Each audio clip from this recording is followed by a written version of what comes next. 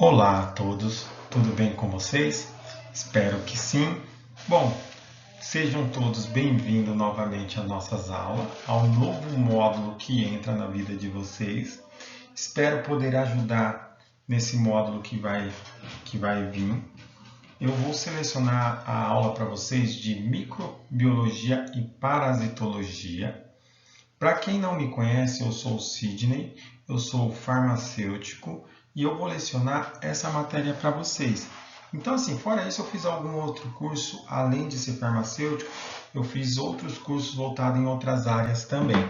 Mas que ao longo do tempo, a gente for conversando, iremos nos conhecer. Por enquanto, ainda as nossas aulas ainda vão ser pelo modo IAD. Mas é assim, no que eu puder ajudar vocês, podem ter certeza que eu irei ajudar vocês em tudo que eu puder, tá ok? Então, assim, para aqueles alunos que já estavam comigo, que já me conhecem, que estão voltando nesse módulo para terminar, alguns para finalizar o curso e outros que estão entrando agora, todos vocês sejam muito bem-vindos, tá ok? Então, eu vou lecionar para vocês a aula de microbiologia e parasitologia. Mas antes de a gente entrar profundamente em todo esse reino da microbiologia e da parasitologia, hoje a gente vamos ter uma aula introdutória para que a gente possa conhecer alguns conceitos sobre bactéria, fungos, vírus, sobre os 5 reinos. Então a gente vai ter primeiro um conceito para depois a gente começar nas próximas aulas, começar com microbiologia e mais a fundo com a parasitologia, tá ok? Então, vocês vão me perguntar, mas professor, o que iremos estudar nessa disciplina? Então, o que nós vamos estudar nessa disciplina vai ser o que? Os micro-organismos, como eles são conhecidos, quais são os micro-organismos que podem causar as doenças, pois também existe o que? Muitos daqueles micro-organismos que ele pode causar a doença e também pode causar a morte. Então, existem vários micro-organismos que são causadores de mortes. Então, por exemplo, alguns que vocês possam estar ouvindo falar. Qual um micro-organismo ou parasito ou alguns parasitas que podem estar causando algumas doenças ou até morte? Então a gente vê muito falar sobre qual? Sobre a dengue, sobre a AIDS, sobre o ebola. Então o que acontece? Entre essas doenças, nem todas elas os micro-organismos vão ser os causadores dessas doenças, correto? Vai ser pelo contrário. A grande maioria dos micro-organismos, eles são o quê? Eles são nocivos ao homem. Alguns desses micro-organismos, eles são indispensáveis também para a manutenção da vida na Terra. Então, não são todos os micro-organismos ou bactérias que são causadores de doença. Se eu não me engano, chega a ser 30% que podem ser causadores de doença, tá? Então, alguns micro-organismos, eles também são muito empregados nas indústrias de alimentos, como, professor? Na fabricação de iogurte, de queijo. Quem já viu aqueles micro-organismos que fazem iogurte? Alguns de vocês já viram? Que você pega, tem gente até que tem em casa, que pega um pouco de leite, coloca aqueles micro-organismos, ele começa a fermentar e formar o iogurte. Tem uns outros micro-organismos que faz o quê? Ajuda a fazer o queijo. Não sei se vocês já viram esses micro-organismos. Então, a gente vai estudar tanto os micro-organismos que são benéficos, também quanto os micro-organismos que vão causar doenças e vão causar a morte, tá? Só lembrando, nem todos os micro-organismos são responsáveis por causarem doenças, beleza? Deu para entender até aqui? Então, o que acontece? Quanto maior for o nosso conhecimento sobre esses micro-organismos, maior será a nossa capacidade como ser humano de se prevenir contra essas doenças, que vai ser causada pelos micro-organismos que são responsáveis por causar doenças, correto? E o que acontece? A gente sabendo quais são os micro-organismos que são benéficos para o nosso corpo, melhor vai ser, porque a gente vai conseguir tratar melhor ou conciliar melhor esses micro-organismos que vão trazer os benefícios, ou os benefícios para o nosso corpo. Então, o que acontece? Os principais micro-organismos de interesse médico são qual? Alguém sabe me dizer? Quais são os micro-organismos que mais são de interesse para a classe médica hoje em dia? São as bactérias, os vírus, os fungos, os protozoários. Fora isso, também tem outras espécies, como os eumintos e por aí vai.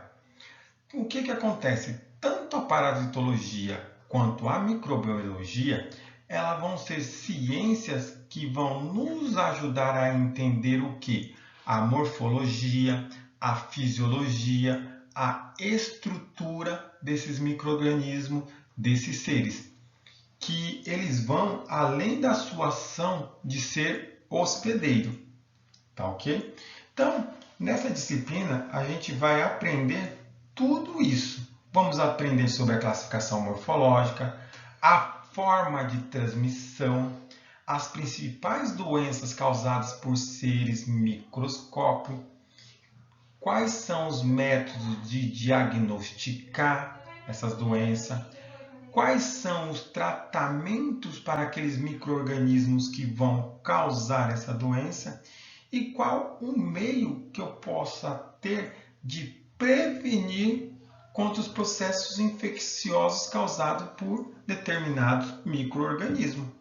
Então, gente, é tudo isso que a gente vamos estar vendo nessa aula de microbiologia e parasitologia. Espero que em primeiro momento eu não tenha assustado vocês que estão começando agora, né? Então, a gente vai com calma, vai devagar. Se vocês tiverem dúvida, podem me chamar no WhatsApp, que eu tiro as dúvidas de vocês. Pode me chamar no particular, que eu tiro a dúvida de vocês também, tá ok? O que eu não quero é que vocês fiquem com dúvidas. Tudo bem? Espero que não tenha sido muita informação logo de começo, mas assim, no que precisarem, eu estou aqui para ajudar vocês, tá ok? Então, a gente vai ver sobre, é claro, a cada aula, leishmaniose, toxoplasmose. Lembra que quando a mulher é grávida não pode ficar perto de gatos, mas assim, vocês vão estar vendo tudo isso direitinho, tá? O porquê, tudo. Tá ok? Claro que não é perto do gato. Tem uma doença que é causada, mas aí tem o rato que come tal coisa. Mas isso vocês vão estar aprendendo pouco a pouco. Vai ter a matéria específica. Tá ok? Bom, primeiramente, antes de tudo, a gente, para entender, a gente tem que saber o significado da palavra microbiologia. Então, deixa eu pegar aqui para ficar melhor. Então, micro. O que quer dizer micro? Micro vem de pequenos, correto?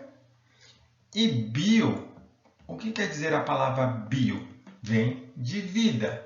Então, microbio vem de pequenos vidas e logia, que vem do logo, ciências. Então, vai ser a ciência que estuda pequenas vidas, beleza? Ou a ciência que estuda micro-organismos.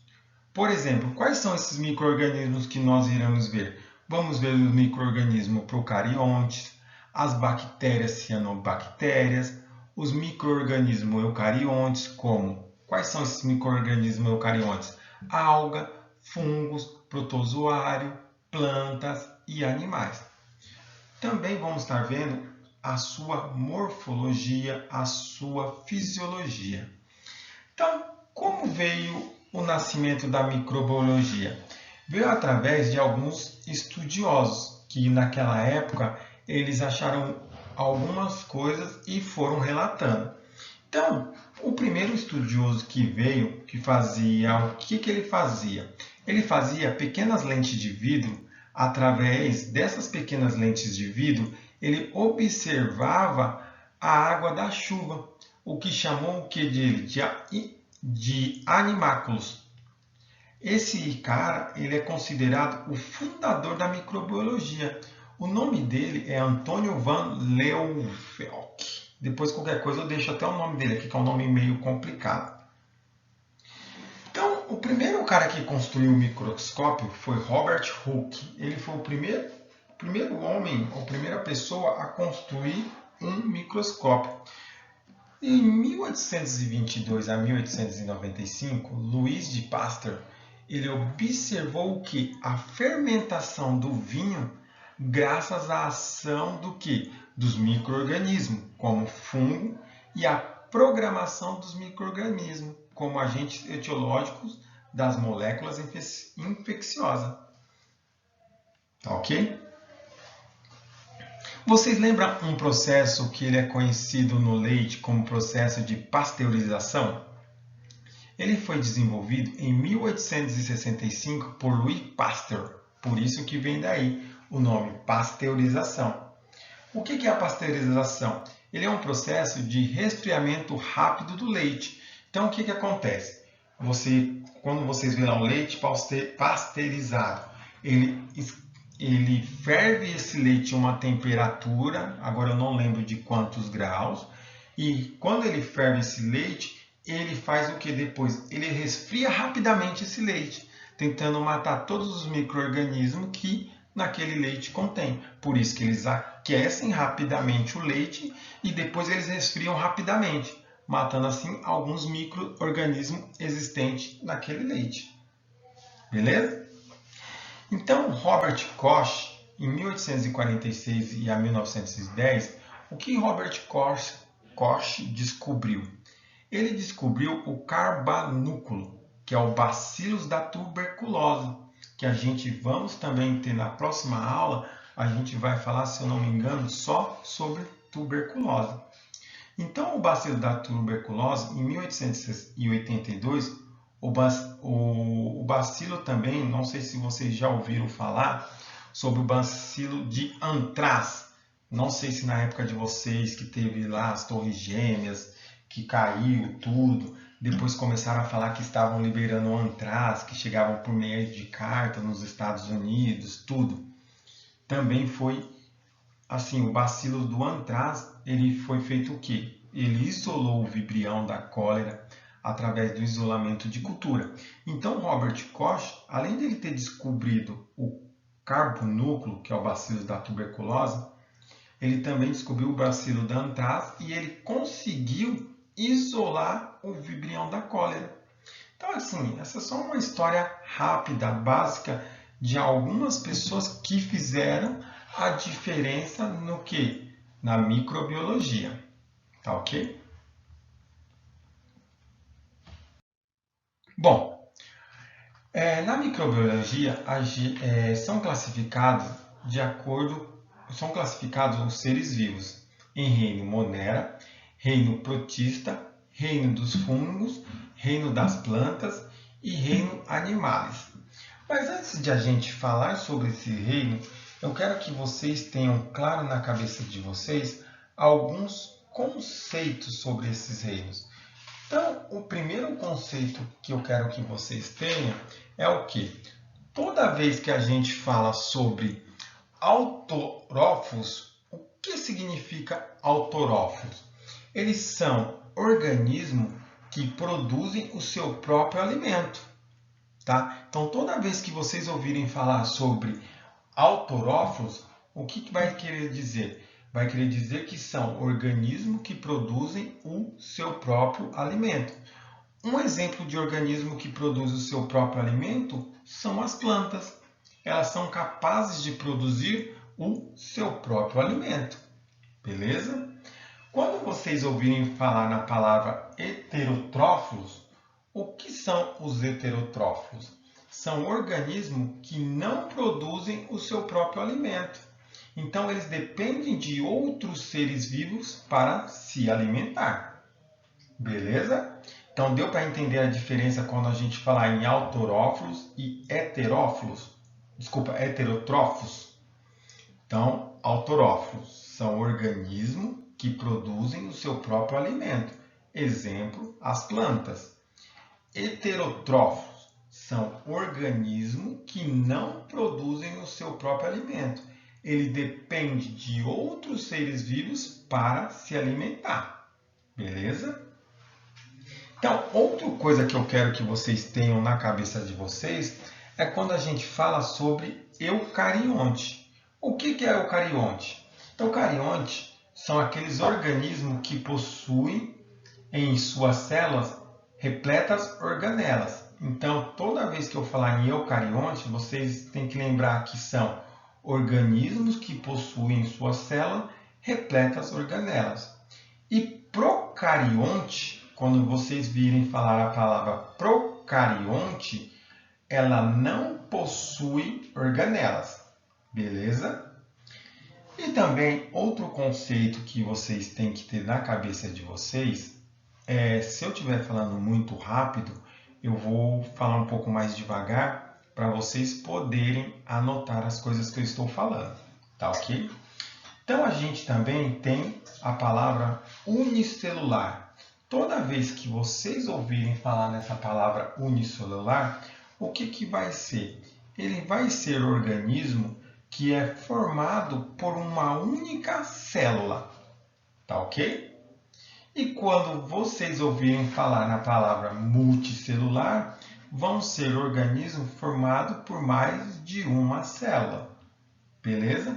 Então, esses conceitos é o que eu quero que vocês tenham um pouco na cabeça de vocês. Então, só para vocês poderem anotar. Autótrofos, o que são? São organismos que produzem o seu próprio alimento.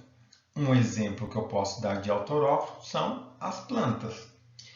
Heterotrófos são organismos que não produzem o seu próprio alimento. Ele depende de outros seres vivos para se alimentar. Beleza? A diferença de autótrofos para heterotrófos. Eucariontes. Eucariontes são aqueles organismos que possuem em suas células muitas organelas. Então, ela é repleta de organelas naquelas suas células. Já os procariontes, eles não possuem organelas. Beleza? Anotem aí. Os unicelulares são organismos formados por uma única célula. E os multicelulares são organismos formados por mais de uma célula. Beleza? Então, depois que a gente entendeu tudo isso, a gente vamos falar sobre a classificação dos seres vivos. Então, o primeiro que nós iremos ver, deixa eu pegar aqui de outra cor, será o reino Monera. Então, o reino Monera. O que são o reino Monera? Ele vai ser formado por bactérias e cianobactérias, ok? Então, o reino Monera ele vai ser formado por bactérias e cianobactérias. Então, o reino Monera, além de ser formado por bactérias e cianobactérias, no reino Monera, eles são seres unicelulares. Lembra o que é unicelulares? Unicelulares são organismos formados por uma única célula. E também eles são procariontes. Lembra o que é procariontes? Não possui organela. A célula desses seres não apresenta núcleo e não se reproduzem sexualmente. Apresenta parede celular rígida, formada por polipeptídeo e molécula circular de DNA. Exemplo, bactéria e cianobactéria. Então, o reino Monera, o que vocês têm que ter gravado? Que ele é formado por bactéria e cianobactéria. O tipo de célula que ele vai ter no reino Monera é uma célula procarionte. Tá? Então, se vocês quiserem escrever aí, reino Monera, para ficar até mais fácil para vocês, Aí vocês colocam embaixo. Exemplo de reino Monera. Bactéria e cianobactéria. Beleza? Aí você escreve embaixo. Tipo de parede, tipo de célula que ele vai ter, para ficar até mais fácil para vocês na hora de estudar. Qual que é o tipo de célula do reino Monera? É um tipo de célula procarionte. Qual vai ser a parede celular do reino Monera? Vocês podem escrever parede celular. A maioria apresenta peptídeo glicano. Então, desses 5 reinos que nós iremos estudar, a bactéria e a cianobactéria são as únicas que vai conter a parede celular de peptídeo glicano. Então, se caso na prova eu prescrever quais desses reinos apresenta a parede celular peptídeo glicano, vocês vão saber que é o reino Monera. Tá ok? A organização celular do reino Monera, ele pode ser unicelular, que vai ser de uma única célula, né? Por mais que ele esteja formado nas suas colônias, mas cada uma vai ter uma única célula. E qual que é o tipo de nutrição dessas bactérias e cianobactérias? Então, a bactéria ela pode ser autorófos, lembra? Autorófos são organismos que produzem o seu próprio alimento. Então, a bactéria ela também pode produzir o seu próprio alimento. E tem bactérias também que vão ser heterotrófos, tá? O que é heterotrófos? São organismos que produzem heterotrófos, são organismos que não produzem o seu próprio alimento. Ela depende de outros seres vivos para se alimentar. Então, deu para entender um pouco sobre o reino Monera até agora? Beleza? Bom, o reino protista. O reino protista, para ficar mais fácil para vocês estudarem, vocês podem escrever assim de novo. Reino protista. São seres unicelulares, eucariontes. Exemplo de reino protista. Protozoário e algas. Aí vocês podem escrever qual que é o tipo de célula do reino protista. O tipo de célula do reino protista é o eucariote. Beleza? É o eucariótica, que é a mesma coisa que eucarionte. Lembra o que é eucariótica ou eucarionte? São aqueles organismos que possuem sua célula repletas organelas. Beleza? Bom, qual vai ser a parede celular do reino protista? A parede celular do reino protista, ela pode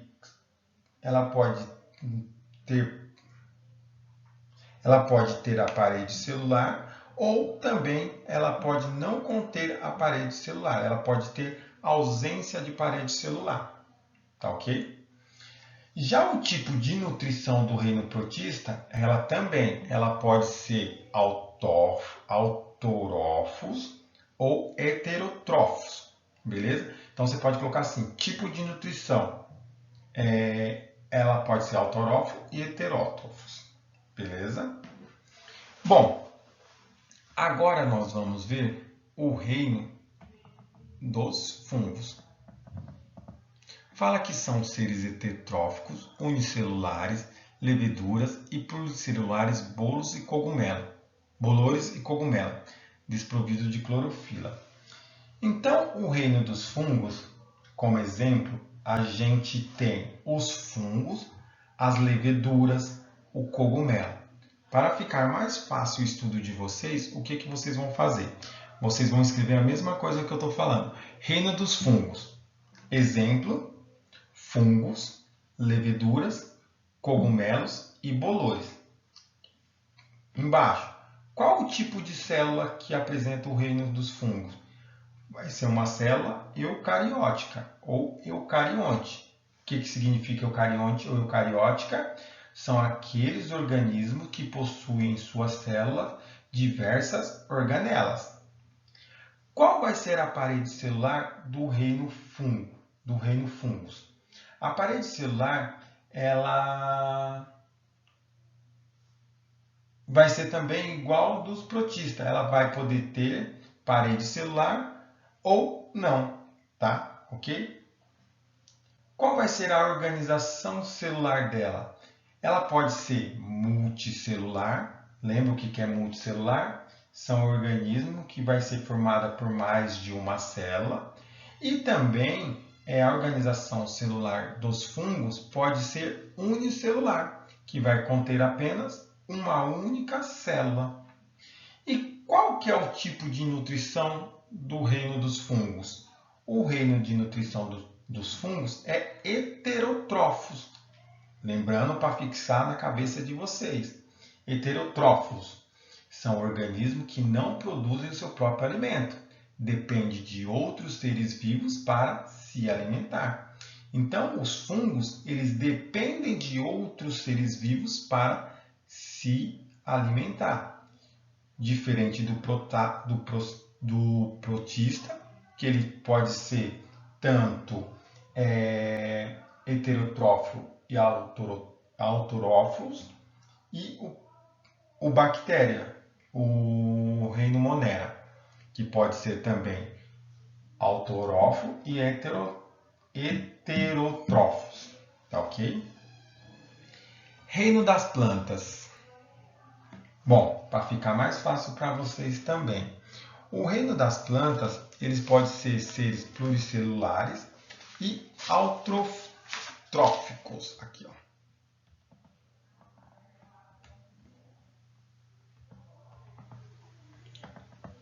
Como eu falei, para ficar mais fácil para vocês, vocês podem fazer assim: reino das plantas ou plantae.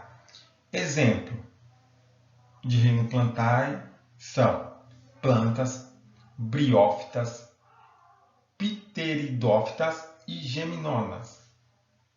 Qual que é o tipo de célula? Pode ser célula eucariótica. A parede celular do reino plantae, ela tem presença de celulose. Então, vai ser formada por celulose. A parede da célula do reino plantae é formada por celulose. Se eu perguntar na prova quais desses reinos que apresenta a parede celular em forma de celulose, é o reino plantae.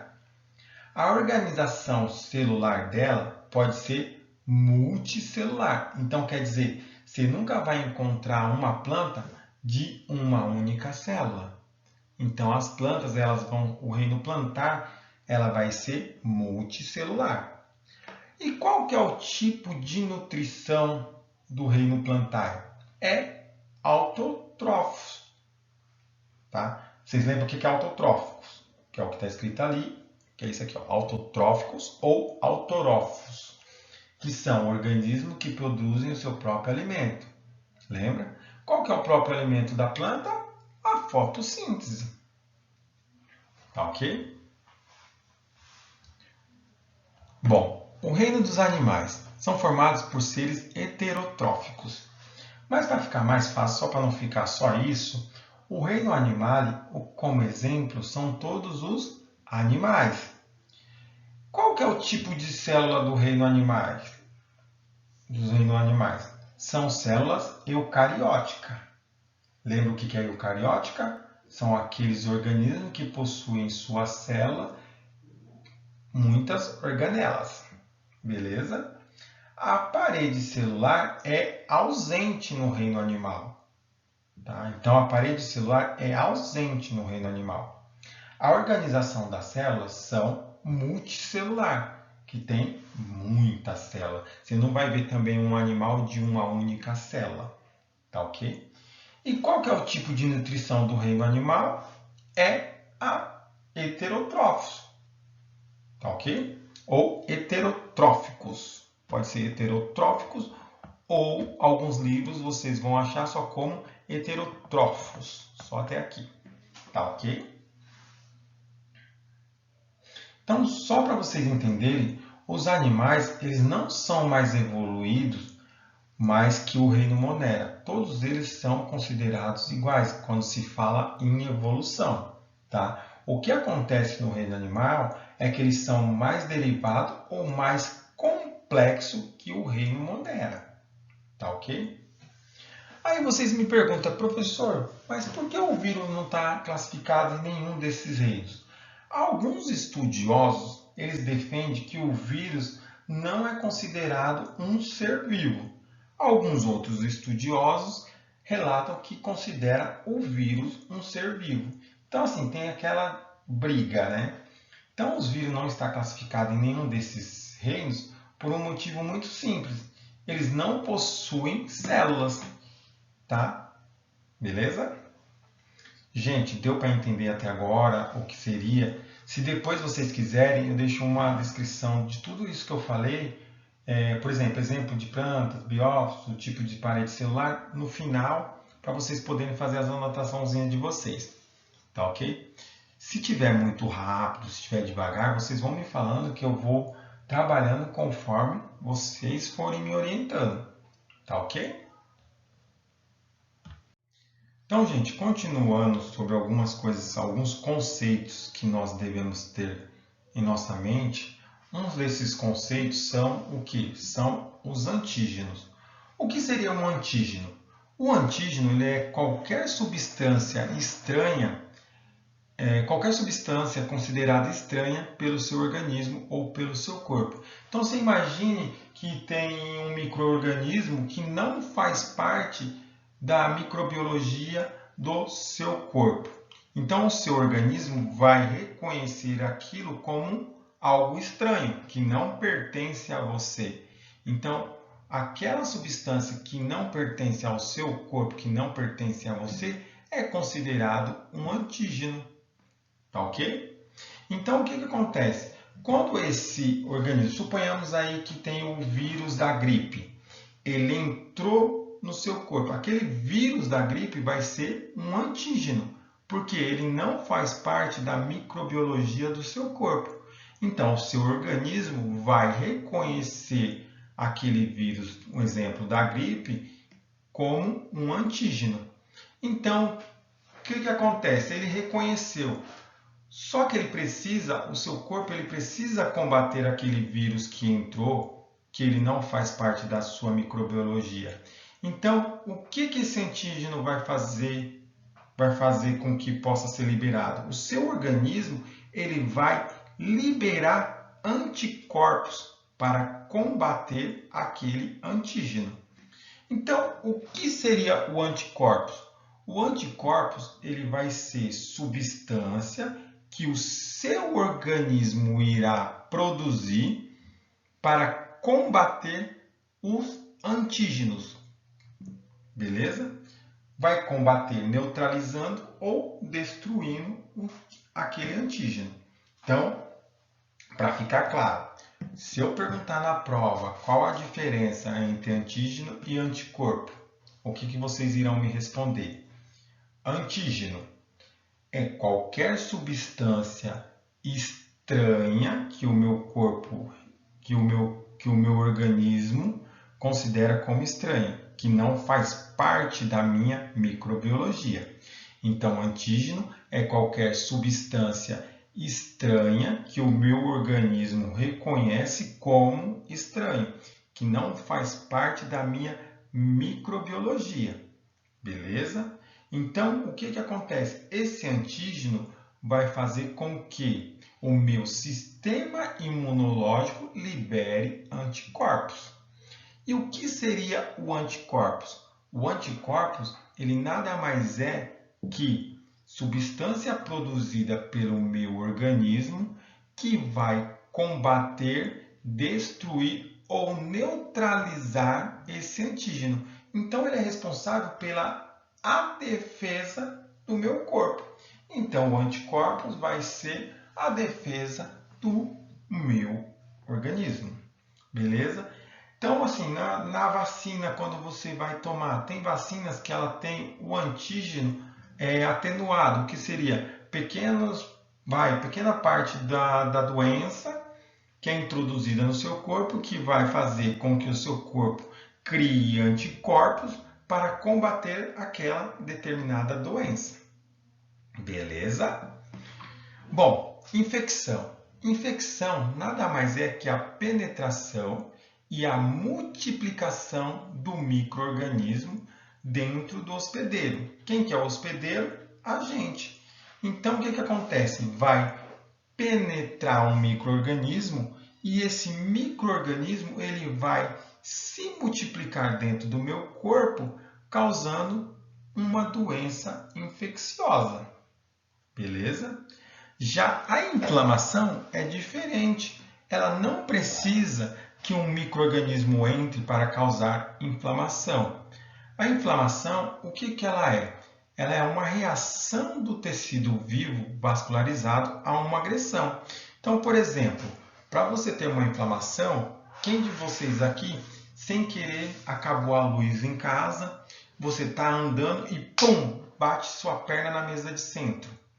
Aquela batida que você deu na mesa de centro, ela vai gerar uma agressão local, ela vai comprimir os vasos e ela vai fazer o quê? Vai causar edema, dor, rubor e calor. Então, a inflamação ela precisa de uma agressão local. Por exemplo, uma batida em um determinado lugar. Então, se eu perguntar na prova qual que é a diferença entre infecção e inflamação? Infecção é a penetração de um micro-organismo dentro do meu corpo, aonde ele vai fazer o que? Vai se multiplicar, causando assim uma doença infecciosa. Já a inflamação, ela não depende de que um micro-organismo entre no meu corpo.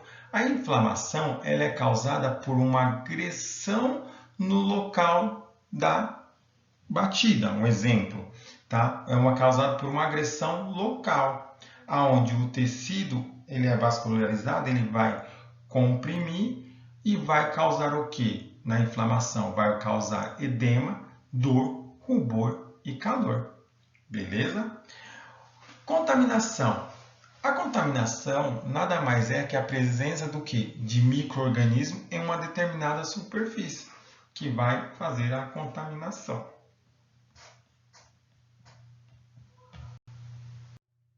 Bom, aqui tem alguns micro-organismos que são de interesse médico. Então, temos as bactérias, temos os vírus, temos os protozoários e os fungos. Então, alguns desses micro-organismos eles são de grande interesse para a classe médica.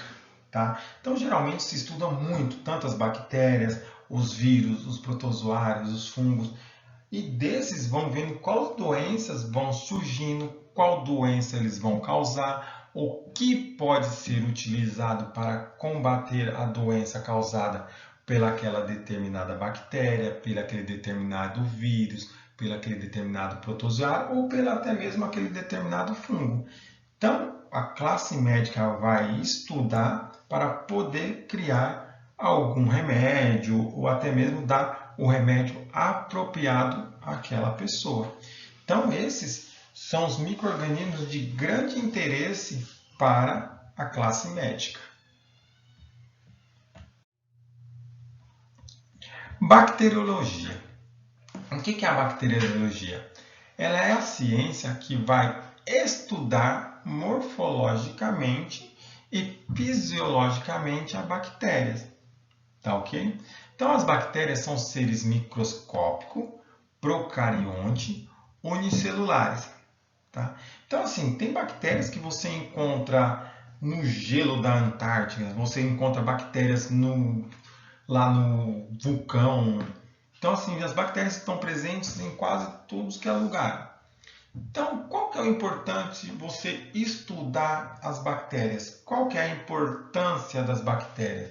Então, você sabendo para que serve determinada bactéria, você vai utilizar ela para o lado positivo ou para o lado negativo.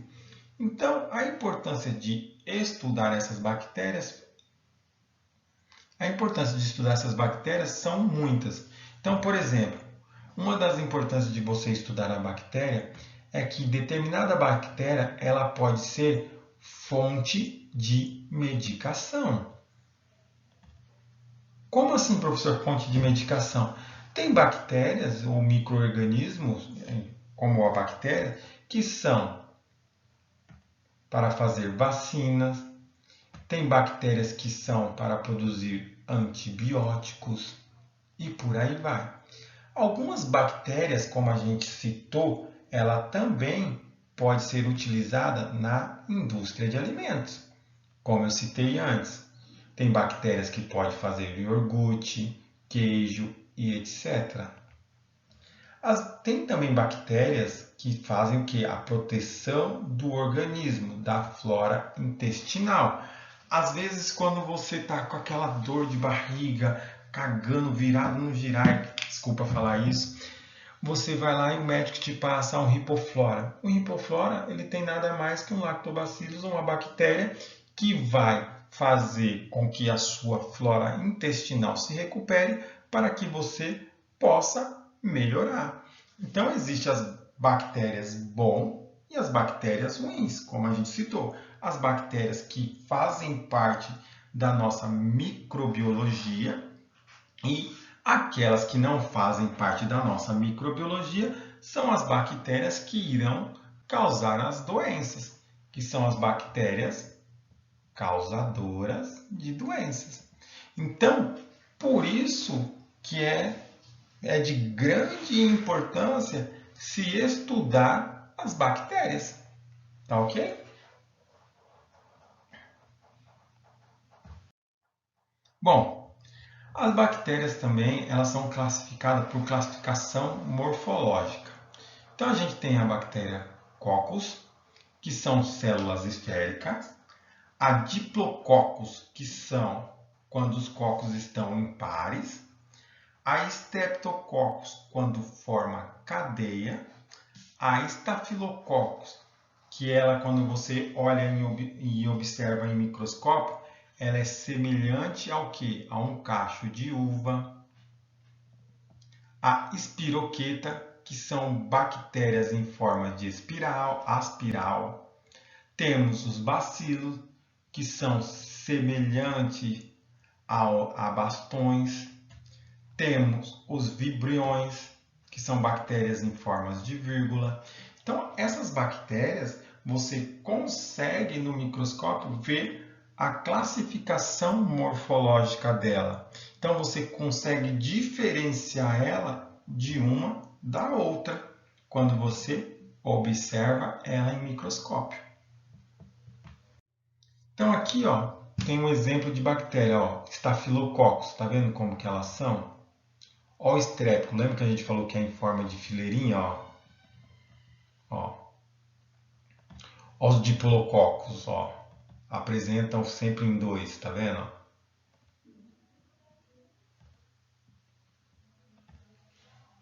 Ó. E por aí vai. Mas no outro slide também dá para ver uma das classificações morfológicas. Então aqui, ó. Cocos, a gente tem os diplococos, lembra? Que vai estar sempre em dois. O Streptococcus, tá vendo?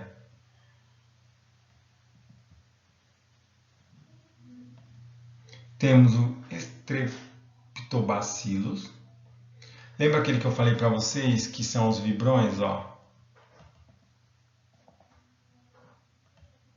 As espiroquetas.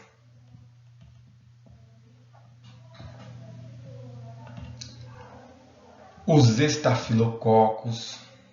Tá vendo? Parece um cacho de uva. E por aí vai. Então aqui a gente tem algumas das morfologias da bactéria. Então, através dessas morfologias, quando você olha em microscópio, você consegue diferenciar uma da outra. Beleza? Gente, até aqui tá dando para entender. Se não tiver, vocês me falam. Se eu estiver indo muito rápido, vocês também me falam, tá? Porque eu tô aqui para ajudar vocês. Se faltar alguma informação que eu lembrar, tudo, eu posso comentar na outra aula também, sem problema nenhum. Se tiver alguma pergunta, pode me mandando via WhatsApp que eu tiro, ou se preferir, quando acabar a aula, a gente conversa sobre a matéria sem problema algum. Tá ok? Então, aqui nós vamos falar um pouco sobre as estruturas da bactéria. Mas antes de eu entrar e falar para vocês sobre as estruturas da bactéria, vocês têm que lembrar que toda a bactéria ela vai ter membrana plasmática, citoplasma, DNA bacteriano e ribossoma. Então, todas essas bactérias elas irão ter isso que eu acabei de falar. Membrana plasmática, citoplasma, DNA bacteriano e ribossoma. Mas o que acontece? Algumas bactérias elas podem ter alguns outros componentes específicos que vai acabar dando o que? Resistência a essa bactéria, causando aqueles famosos que a gente vê em hospital, as superbactérias, né? Que às vezes tem remédio que não vão combater determinada bactéria. Mas por que isso vai ocorrer? Então hoje eu vou tentar explicar um pouquinho para vocês sobre essa superbactéria. Então, o que acontece? Tem bactérias que vai ter cápsulas. O que seriam essas cápsulas? Ela é uma camada viscosa externamente à parede celular. Pode ser constituição proteica. Tá? Mas o que seria essa cápsula? Essa cápsula ela vai fazer o quê? Ela vai ajudar a proteger a bactéria. Tá vendo? Esse envoltóriozinho que tem aqui é como se fosse uma cápsula que ela vai ajudar a proteger a bactéria. Tá? Então você imagine, se a bactéria não tem essa cápsula, então ela é muito mais fácil de morrer. Você toma um medicamento e ela morre. Mas a bactéria ela pode conter essa cápsula. Então essa cápsula vai proteger essa bactéria de meios nocivos que tem no meio externo, tudo. Então lembre, a cápsula, além de ser uma camada viscosa, ela vai ajudar a proteger a bactéria. Beleza? Bom, temos também a parede celular. O que é a parede celular? Determina a forma e protege a bactéria contra agressões físicas do meio ambiente. Então, a parede celular, ela também vai fazer o que? Ela vai proteger a bactéria de agressões físicas do ambiente. A parede celular ela vai estar presente na maioria das bactérias. A parede celular é formada por peptídeo glicano. Então, quando a gente fala em parede celular, geralmente tem medicamentos que vai o quê? Vai entrar nessa parede celular, ela vai tentar degradar essa parede peptídeo glicano da bactéria, eliminando assim com a bactéria. Tá ok? Então tem medicamentos que vai atuar na parede celular da bactéria, impedindo que ela se prolifere, que se ela multiplique ou até mesmo matando aquela bactéria. Beleza?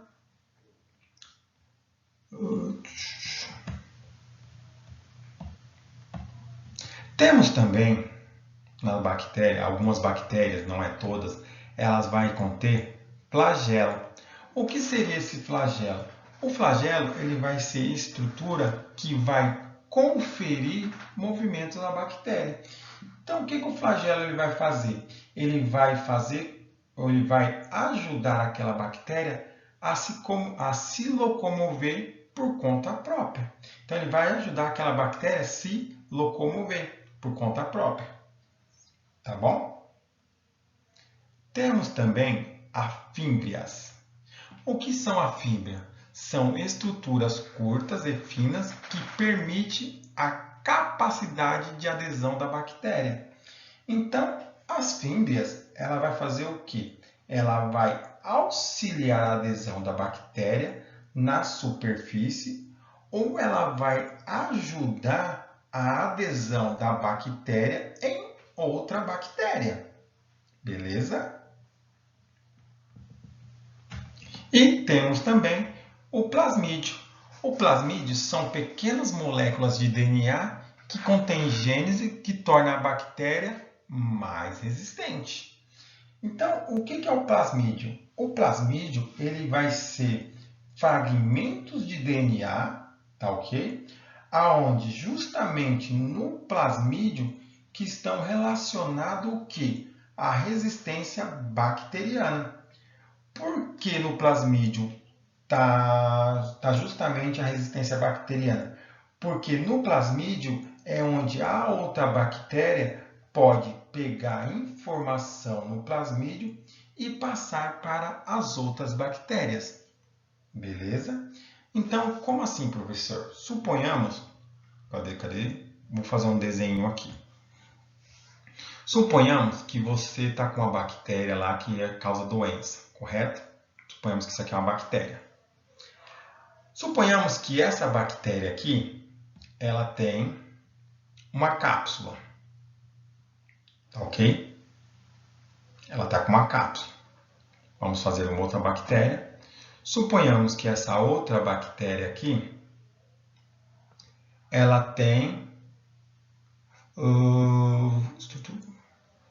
Vamos supor que ela tem um flagelo, que é esse rabinho aqui, ó, que vai ajudar a bactéria a se locomover, correto? Suponhamos que também ainda você está com essa bactéria aqui, que ela tem as fimbrias.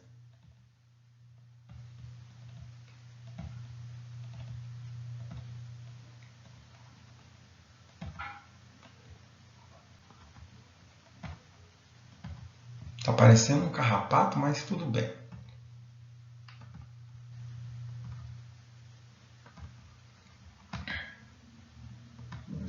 Correto? E suponhamos que você tem uma bactéria que não tem nada. Tudo bem, mas ela tem, todas essas bactérias têm um plasmídio dentro dela. Vamos fazer o plasmídio de azul escuro. Tem um plasmídio, suponhamos, tá ok? Tem plasmídio, tem plasmídio, tem plasmídio. O que acontece? Você foi no médico, o médico te receitou um antibiótico para você tomar por 7 dias. Você foi, tomou no primeiro dia, deu uma melhorada, tomou no segundo dia, deu uma melhorada, tomou no terceiro dia, deu uma melhorada, tomou no quarto dia, deu uma melhorada. Você se sentiu melhor, você já no quinto dia já esqueceu de tomar, aí você falou, vou tomar uma cervejinha hoje com os amigos, já estou melhor, não vou precisar mais tomar mais esse remédio. Então, suponhamos que você tomou o remédio, você conseguiu matar essa bactéria que tem cápsula, você matou essa outra bactéria que tem o flagelo, você matou essa outra bactéria que tem as fímbrias, correto? Só que por algum acaso, como você não tomou durante os dias corretos, você não eliminou essa bactéria que tem nada. Suponhamos que você não eliminou ela. O que vai acontecer? Essa bactéria ela vai poder se alimentar dessas outras que morreram. E o que acontece? No plasmídio dessas bactérias vai ter as informações que ela tinha. Então, essa bactéria que não tinha nada, o que vai acontecer? Ela vai pegar as informações nos plasmídios das outras bactérias, um exemplo, vai criar uma cápsula que vai proteger essa bactéria, vai criar um flagelo que vai locomover essa bactéria e nessa bactéria também, que não tinha nada, vai criar fímbrias, que vai ajudar a adesão. Então, essa bactéria que não morreu, que você não tomou seu antibiótico corretamente, ela vai se multiplicar. Então, ela vai se multiplicar em outra bactéria. Que nessa bactéria que ela vai se multiplicar, vai ter os mesmos componentes dela. E o que vai acontecer também? Suponhamos que ela se multiplicou muito, muito, muito. Então, ela vai dar origem a outras bactérias igualzinha a ela. Então, ela vai ter flagelo, parede celular, fimbria. E o que vai acontecer? O medicamento que você tomou e não tomou corretamente, ele não vai fazer mais efeito. Por quê? Porque aquela bactéria também no plasmídio daquelas que morreram vai ter nela uma resistência àquele medicamento que você tomou. Então, aquele medicamento que você tomou e não tomou corretamente não vai mais funcionar. Por quê? Porque além dessa bactéria ter criado parede celular, flagelo, fímbrias, ela fez o quê? No plasmídio, ela conteve a molécula de DNA das outras bactérias que morreram. Então, naquele plasmídio, conteve o DNA dela que vai causar resistência àquele determinado medicamento, causando assim as famosas bactérias super resistentes. Deu para entender como se causa as bactérias resistentes? Ou às vezes, também para ficar mais fácil também, ou às vezes pode ser que não tenha nada, exemplo. Outro exemplo, tá?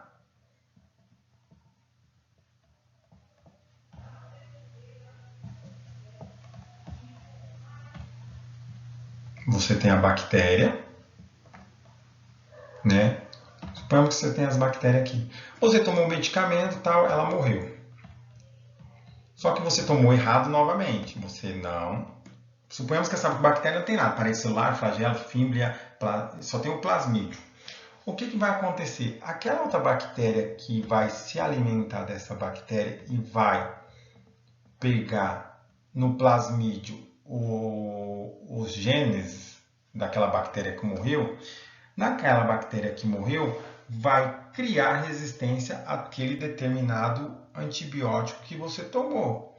Se aquela bactéria se alimenta ou consegue captar o plasmídio e as informações daquela bactéria que morreu, então essa bactéria que ficou viva, ela vai conseguir, através da bactéria que foi morta ou que ficou atenuada pelo antibiótico que você tomou, através daquela bactéria, ela vai conseguir criar resistência também àquele medicamento que você tomou de forma incorreta, criando assim também as bactérias super resistentes. Beleza? Deu para entender? Bom, a reprodução das bactérias, a reprodução bacteriana pode ser assexuada ou por divisão binária. O que seria a divisão binária? São aquelas bactérias que se multiplicam. Tá? Nesse processo, a bactéria se divide ao meio, originando-se uma nova bactéria geneticamente idêntica.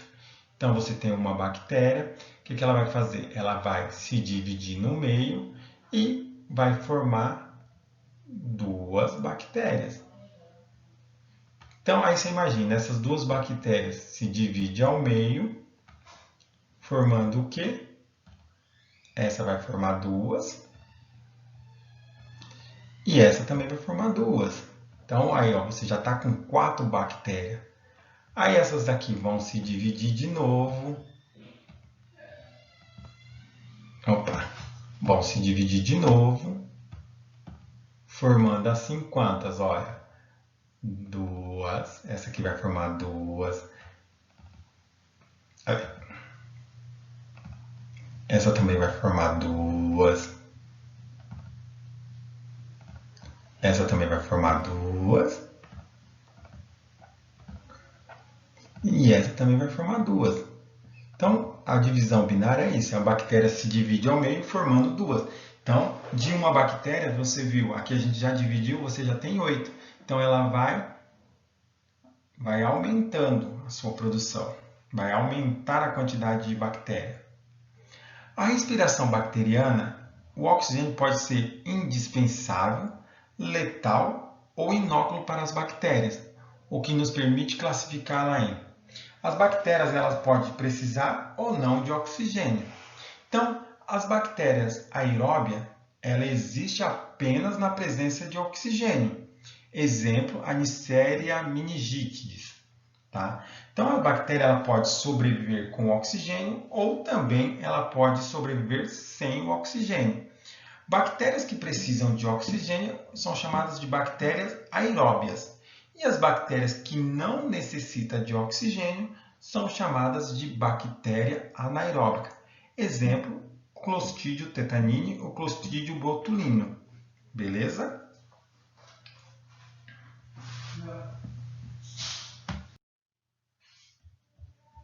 Bom, relação entre bactéria e doença.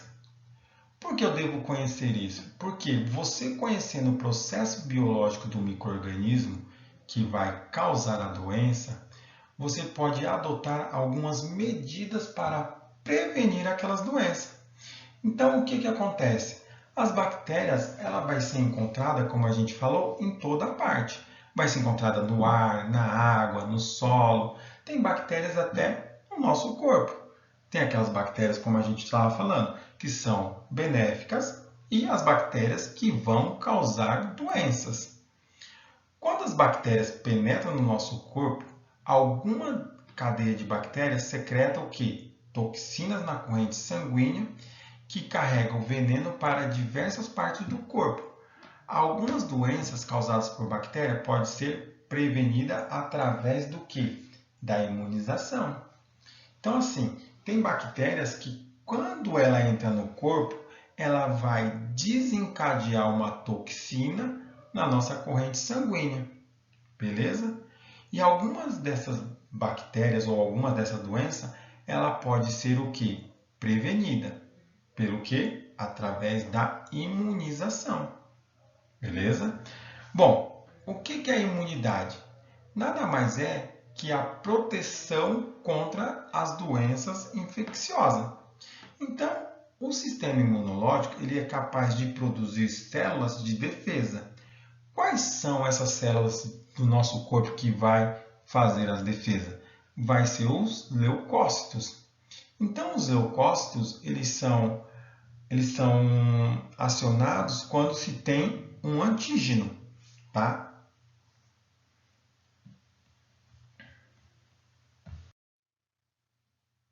Então, quais são os tipos de imunidade que nós temos? Nós temos a imunidade inata, que é a imunidade natural, né? Que o nosso mecanismo existe antes da infecção, que são as barreiras fisiológicas. Então, a gente tem a imunidade inata, que nada mais é que um mecanismo de proteção contra a infecção. E quais são essas imunidades inatas que são conhecidas? São as barreiras físicas, como pele. Então, você imagine, a nossa pele, ela protege nosso corpo, nosso organismo de várias bactérias. Você pode ver que às vezes a pessoa, quando tem queimadura em grau, ela perde a proteção da pele. O que acontece? As bactérias começam a entrar dentro do organismo. Então a pessoa pode morrer por quê? Não só pela queimadura, mas por ter contaminação de bactéria, porque ela perdeu a pele, ela perdeu parte da proteção natural do nosso corpo. Então, no nariz, um exemplo, a mucosa que nós temos impede que as bactérias entrem no nosso organismo através da nossa respiração. Então, se você tem as fimbrias, que é aquelas coisas do seu nariz, né? Fimbrias, eu esqueci o nome, que também protege, que ela filtra, que impede que bactérias poluentes entrem. Você tem os cílios, que vai proteger os seus olhos. O trato respiratório, a tosse é o modo que você tem também de tentar tirar a bactéria de dentro do seu organismo, evitando que ela entre. Então, a imunidade inata nada mais é que as barreiras físicas do nosso corpo. Mas a gente também tem a imunidade inata, que são as barreiras químicas do nosso corpo, que são o ácido gástrico, a saliva, as enzimas da nossa lágrima, que impede que bactérias entrem. Então, quando a gente fala em imunidade inata, são nada mais que barreiras físicas que o nosso corpo tem e as barreiras químicas que o nosso corpo produz. Beleza? Quando a gente fala em imunidade adquirida, são imunidades aonde vai ser adquirida na presença do nascimento, como exemplo, as vacinações que você toma no seu nascimento. Então, vai começar a produzir anticorpos de determinada doença através daquela vacina. O leite materno é um modo que você tem também de trazer a imunidade adquirida. Então, são formas que você vai fazer para adquirir a imunidade através de vacina, aleitamento materno. Você vai adquirir aquela imunidade de determinada doença. Beleza? Diferença entre imunidade inata é que a imunidade inata são barreiras que o nosso corpo tem, pode ser barreira física ou química que o nosso corpo, no caso da química, vai produzir. Já a imunidade adquirida são aquelas que são adquiridas por vacinações ou também pelo aleitamento materno, como exemplo. Então, quando você toma uma vacina ou você está alimentando pelo leite materno, você vai estar criando uma resposta imunológica adquirida durante aquele tempo, durante a sua vacina que você tomou ou durante o aleitamento materno que você também estava alimentando. Você vai adquirir aquela imunidade, tá ok?